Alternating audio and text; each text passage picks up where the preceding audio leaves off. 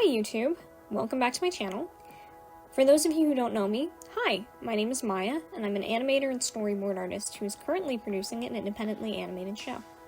So in my last video, I know I mentioned wanting to step away from doing Nevermore Design speed paints, but I had this idea a while ago and it just seemed fun to me, so here we are.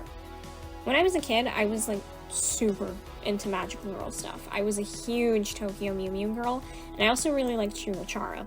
Shugokara? I don't actually know how it's pronounced, I've only ever seen it spelled. Eventually, as I got older, I started developing an audio processing disorder that made watching anime kind of difficult for me, plus the internalized misogyny pushed on you when you're like 12 and suddenly liking girly things is wildly uncool.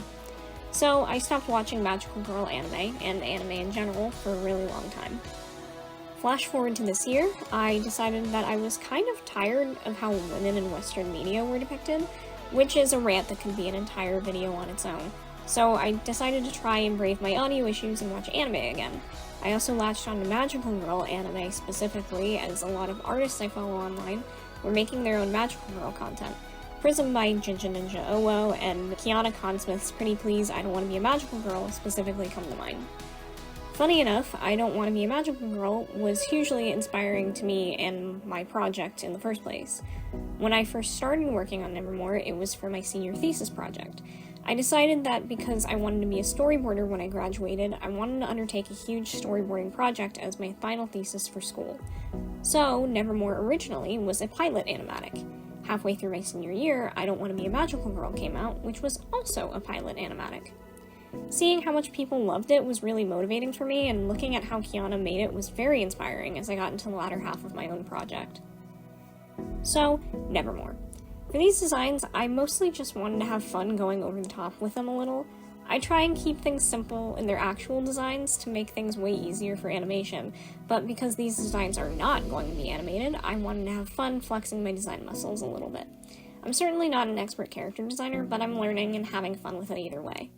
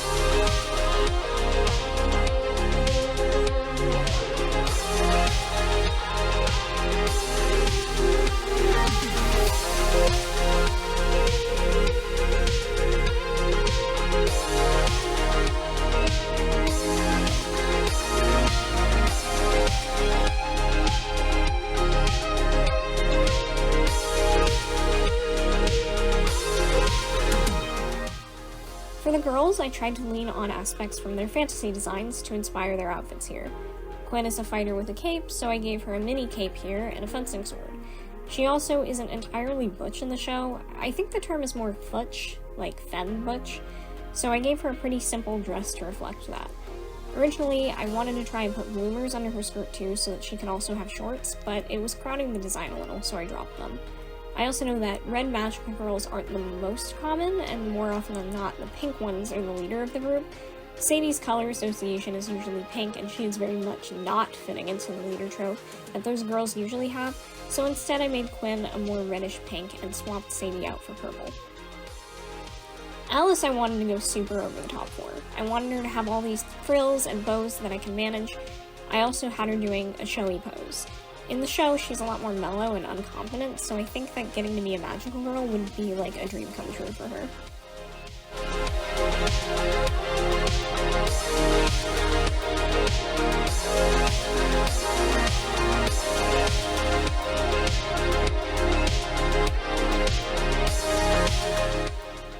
Lexi was the hardest to design. While magical girl shows will usually have a tomboy character, the whole point of the genre is to be hyper-femme, which made redesigning a very butch character difficult. I was especially torn on what to do for her hair. Her normal design has a buzz cut, but I don't think I've ever seen a magical girl with one. Usually their hair gets longer during their transformation sequence. And getting rid of her buzz cut felt like trimming an angel's wings off a little bit. I struggled for a while until a friend suggested giving her a faux hawk, and honestly, she kind of rocks this look. Maybe in an epilogue scenario, I'll have her grow her hair out a little. Olive was both hard and really fun. There are very, very few black magical girls, so I wanted her to stand out from them. Most of the references I found in my research were Aika from I Don't Want to Be a Magical Girl, so I really leaned away from aspects of her design in favor of doing something more unique. I looked up a couple of black hairstyles and picked the one that I felt would be fun on her design. I'm not entirely sure what this is actually called, so feel free in the comments to let me know. I also added flowers in her hair. As my designated green character, Olive is really into plants and nature, so I thought they were a fun touch. I think she turned out super cute.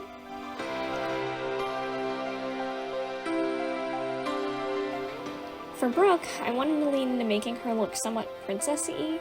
I found a lot of Lolita dresses for references and mixed and matched elements in her design. I also really wanted to lean into a more icy look for her, considering she's the main bad guy in the show and her personality is kind of cold. She already has super light blonde hair normally, so I just made it white with a very, very light blue gradient.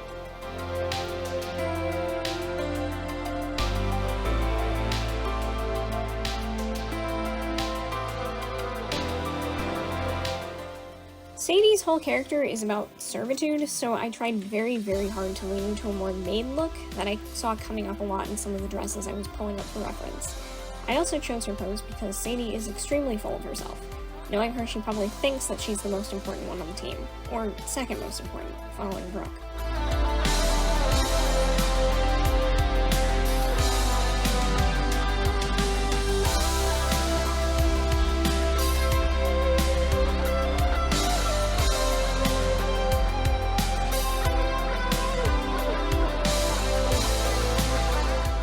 And with that, here are the final designs.